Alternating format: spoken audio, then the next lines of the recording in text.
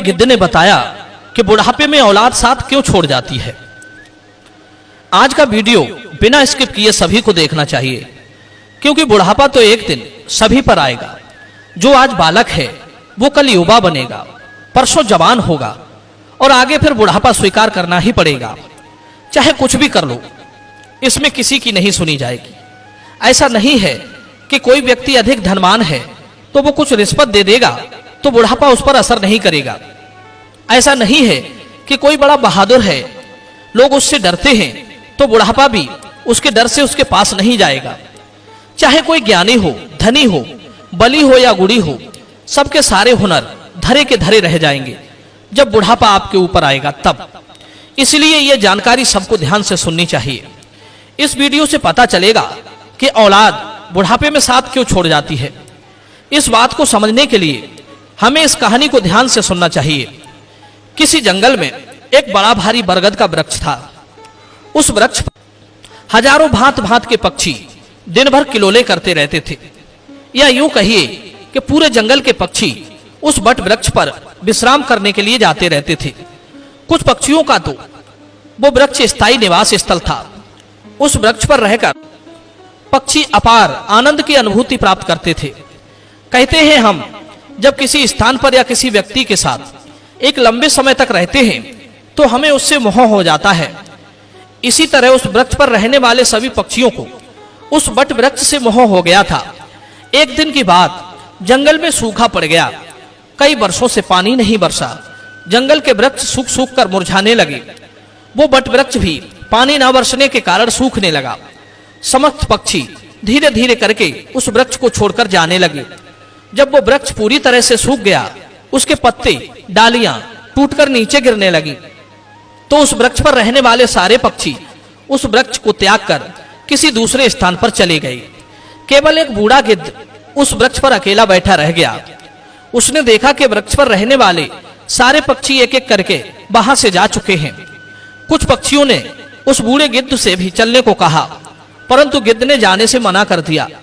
बूढ़े गिद्ध ने सोचा कि मेरा जन्म इसी पेड़ पर हुआ है, इसी वृक्ष पर मैं खेल कूद कर बड़ा हुआ हूं। मेरे जीवन के सारे सुख मुझे इसी बट वृक्ष ने दिए हैं। आज जब इसके ऊपर विपत्ति है तो मैं इस विपत्ति में छोड़कर अकेला कैसे चला जाऊं। इस वृक्ष ने मुझे पाल पोस कर बड़ा किया है, दुख सुख में मेरा साथ दिया है। मैं इस वृक्ष का ऋणी हूं। मैं मरकर भी इस वृक्ष को छोड़कर नहीं जाऊंगा। वे लोग बड़े खुदगर्ज होते हैं जो अपने माँ बाप को बुढ़ापे में छोड़कर चले जाते हैं या परदेश में रहकर सुखपूर्वक जीवन यापन करते हैं। घर पर अपने वृद्ध जनों को भूल जाते हैं। ऐसी संतान के लिए धिक्कार है जो अपने माँ बाप के बुढ़ापे का सहारा नहीं बनते। सोचो, जब तुम असहाय थे तब तुम्हारे माँ बाप ने तुम्हारा साथ छोड़ा था क्या? जब तुम बीमार हुए थे तब वे तुम्हें छोड़कर कहीं गए थे क्या? जब तुमने किसी से झगड़ा किया और तुम संकट में पड़ गए थे तो क्या तुम्हारे माँ बाप ने तुम्हें अकेला छोड़ा था? जब उनके मन में किसी अच्छी चीज को खाने की इच्छा उत्पन्न हुई थी तब उन्होंने वो चीज तुम्हें छोड़कर कभी अकेले खाई थी क्या? आज वे बूढ़े हो गए तो तुम्हें उनसे घृणा होने लगी।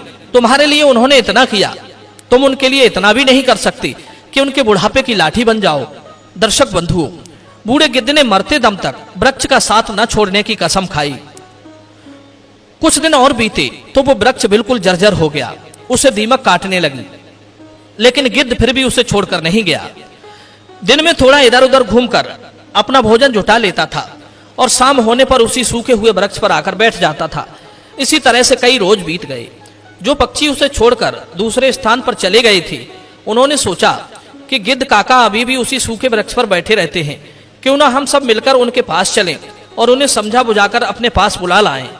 यही सोचकर कुछ पक्षी बूढ़े गिद्ध के पास गए और उन्हें अपने साथ चलने का आग्रह किया। कहने लगे, गिद्ध काका, तुम कहाँ इस सूखे हुए वृक्ष पर बैठे रहते हो? इस वृक्ष का जीवन खत्म हो चुका है।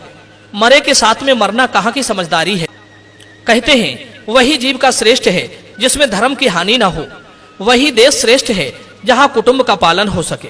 ये वृक्ष बिल्कुल जर्जर हो गया है। दीमक इसे रात दिन गलाए जा रही है। किसी दिन हवा के तेज झोंके के साथ ये गिर जाएगा। फिर तुम कहाँ जाओगे?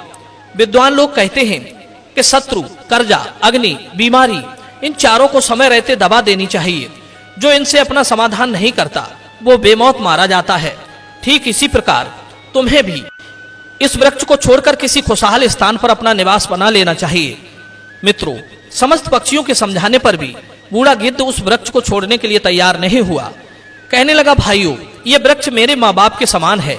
मेरे माता पिता मुझे जन्म देकर इसी वृक्ष पर मुझे छोड़कर चले गए थे। उनके जाने के बाद मैं इसी वृक्ष पर खेलकर बड़ा हुआ हूँ।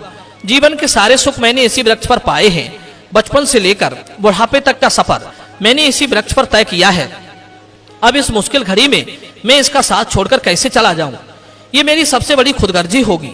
कहते हैं, भक्त, सेवक और शरणागत जो ये कहता हो कि मैं आपका ही हूं, इन लोगों को संकट पड़ने पर भी नहीं छोड़ना चाहिए।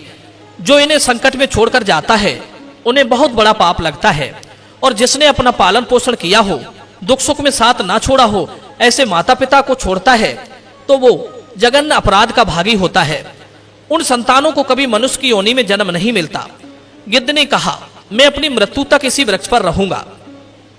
आप लोग जाइए यहां से। गिद्ध की बात सुनकर सारे पक्षी निराश हो जाते हैं। वे लौटकर वापस चले जाते हैं। कुछ तो कहने लगे, भैया, इस बूढ़े गिद्ध के साथ साथ इसकी बुद्धि भी सटिया गई है, इसलिए उसे हमारा समझाना अच्छा नहीं लगता।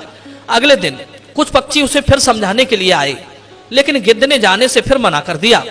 इस बार सारे पक्षी लौटकर अपने घर नहीं गए। वे सीधे इंद्र के पास पहुंचे और उन्हें सारी बात बताई कि हे भगवान, हम जिस वन में रहते हैं वहां कई वर्षों से पानी नहीं बरसा है। पूरा जंगल पानी से शून्य है। पेड़ पौधे सब सूख चुके हैं। जंगल के सभी जीव जंतु जंगल छोड़कर दूसरे स्थान पर चले गए हैं। पर दुख की बात यह है कि जिस बरगद पर हम लोग रहते थे उसी बरगद पर एक बूढ़ा गिद्ध भी रहता था। एक बूढ़ा गिद्ध भी रहता है। उसी बरगद पर एक बूढ़ा गिद्ध भी रहता है। हम लोग तो चले आए, पर वो गिद्ध उस बरगद को छोड़कर कहीं नहीं जाना चाहता। वृक्ष सूख कर जर्जर हो चुका है। वो कभी भी गिर सकता है। हम लोग उन्हें समझाने गए थे, पर वो फिर भी उस वृक्ष को छोड़ने के लिए तैयार नहीं हुए। वो कह रहे थे कि मरते दम तक मैं इस वृक्ष का साथ नहीं छोड़ूंगा। इसीलिए हे भगवान, आप स्वयं चलकर उन्हें समझा दीजिए, शायद वो आपका कहना मान जाए।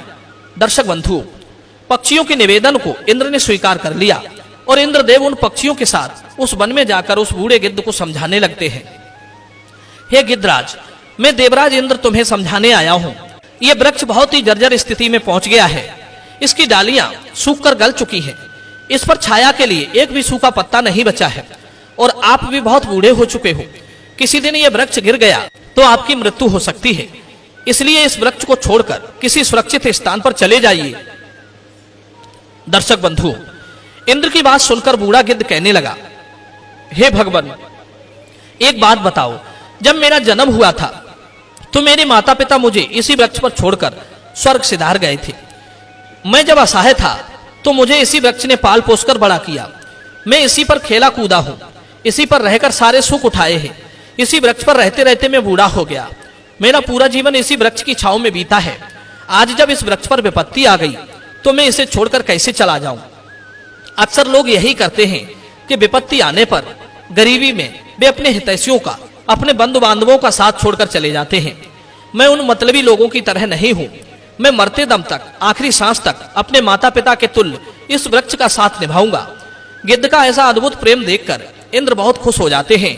कहते हैं, गिद्ध, मैं तुम्हें वरदान देना चाहता हूं, बताओ तुम्हें क्या चाहिए? तब गिद्ध कहता है, हे भगवान, यदि देना चाहते हो तो मुझे वरदान नहीं चाहिए। इस बरगद को वरदान दे दीजिए ताकि ये हरा भरा हो जाए, इसकी आयु बढ़ जाए। मैं तो वैसे भी बूढ़ा हो चुका हूं। थोड़े बहुत दिन का जीवन शेष बचा है। मेरे बाद इस वृक्ष की छाया में हजारों पक्षी सुखी रहेंगे। सबका भला होगा तो मुझे भी खुशी होगी। गिद्ध की बात सुनकर इंद्र ने उस वृक्ष को फिर से हरा भरा बना दिया। पूरे जंगल में पानी बरसा दिया। सारे जंगल के वृक्ष फिर से हरे भरे हो गए। चारों तरफ हरियाली छा गई। जो जीव जंतु, पशु पक्षी जंगल को छोड़कर चले गए थे, वे फिर से उसी जंगल में लौट आए।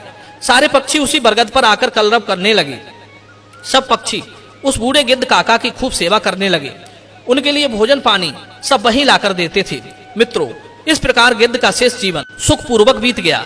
हमें भी इस कहानी से सीख लेनी चाहिए कि अपनों का बुरे वक्त में कभी साथ नहीं छोड़ना चाहिए। खास करके जिसने आपको जन्म दिया है उस माँ का और पालन पोषण करने वाले उस पिता का। वो आपके जीवन दाता है। आपको पाल पोस कर बड़ा करने में उन्होंने बहुत तकलीफ उठाई है। उनके बुढ़ापे में यदि आप सहारा नहीं बन पाए तो वो जीवन किसी काम का नहीं रहेगा। दर्शक बंधुओं, ये वीडियो यदि पसंद आया हो तो वीडियो को लाइक करना